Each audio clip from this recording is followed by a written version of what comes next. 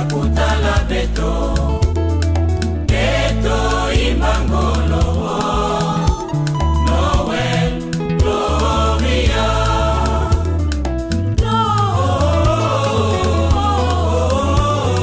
Gloria in excelsis Deo.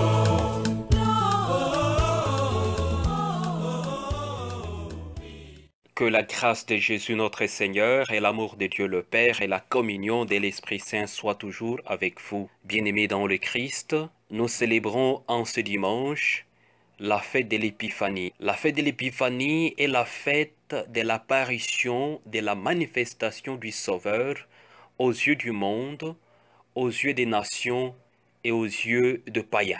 Cette fête concerne tout le monde. Elle concerne le monde entier. Nous pouvons dire elle concerne chaque peuple. Car le Christ est le sauveur, pas seulement des chrétiens, il est le sauveur des nations. Il est le sauveur du monde entier. Et cela, c'est clairement défini dans la deuxième lecture d'aujourd'hui. Saint Paul nous dit, les païens sont associés au même héritage, au même corps, au partage de la même promesse dans le Christ Jésus pour l'annonce de l'Évangile.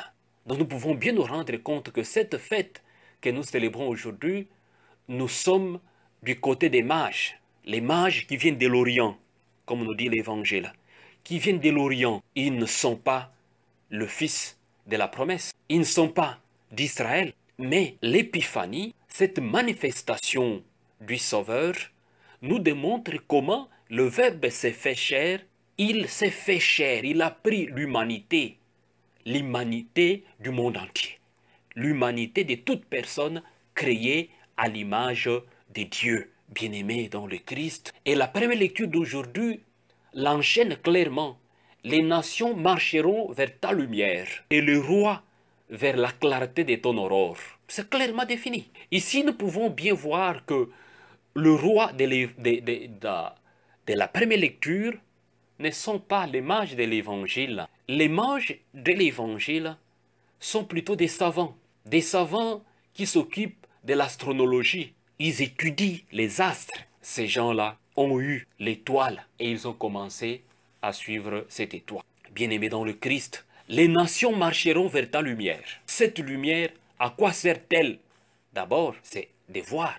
La lumière nous guide pour voir. Les mages les diront, nous avons vu s'élever son étoile. Et quand ils virent l'étoile, ils éprouvèrent une grande joie, une joie immense, une joie sans limite. Et quand ils entrent, comme nous dit l'Évangile, dans la maison, ils virent l'enfant avec Marie sa mère, tomba à genoux, ils se prosternèrent devant lui, dans la joie. Bien-aimés dans le Christ, les mages éprouvèrent une grande joie. La fête de l'Épiphanie, qui est en réalité dans la grande saison de Noël, elle nous démontre comment le temps de Noël est un temps de joie. L'enfant Jésus, l'enfant Dieu, il nous apporte la joie qui doit nous caractériser, la joie qui doit nous accompagner, la joie qui doit nous accompagner dans toutes nos activités. Bien-aimés dans le Christ,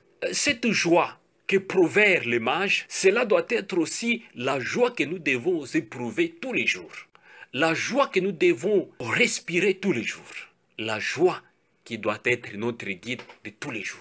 Peu importe les souffrances, peu importe les échecs, peu importe les tâtonnements, les doutes, les hésitations, la joie, c'est le Christ lui-même.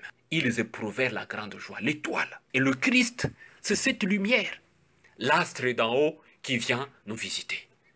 Comme on nous dit Saint Luc au chapitre 2 de l'évangile, de son évangile, l'astre d'en haut qui vient nous visiter. Cet astre qui vient nous visiter, c'est le Christ, c'est la lumière. La lumière, nous devons marcher dans la lumière.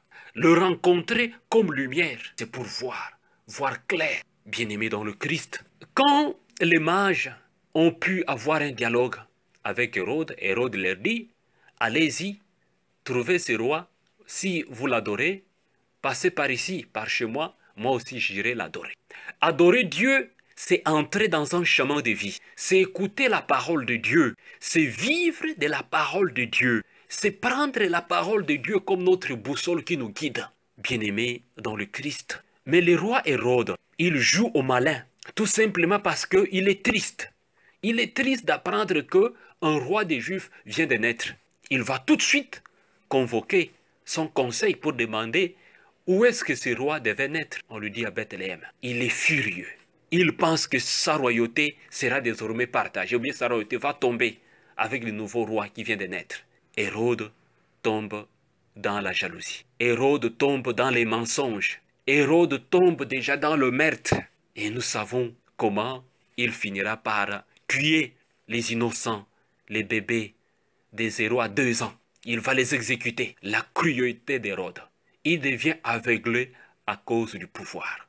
Bien-aimés dans le Christ. Dans notre Afrique aujourd'hui, bien des personnes sont aveuglées par le pouvoir. Et parce qu'ils sont aveuglés par les pouvoirs, les massacres, les arrestations arbitraires, le manque de démocratie, le manque de vérité, les gens gèrent des pays comme si c'était des ligablos à cause de la jalousie du pouvoir, à cause de l'euphorie du pouvoir. On ne veut pas quitter. Bien-aimés dans le Christ. L'attitude d'Hérode n'est pas l'attitude d'adoration. Il ment. Il dit hommage, j'irai aussi l'adorer. Mais après, nous savons ce que l'Évangile nous dira. Ils tuèrent les enfants d'Israël, les bébés de 0 à 2 ans. Bien-aimés dans le Christ. Disons non à l'esprit des jalousies.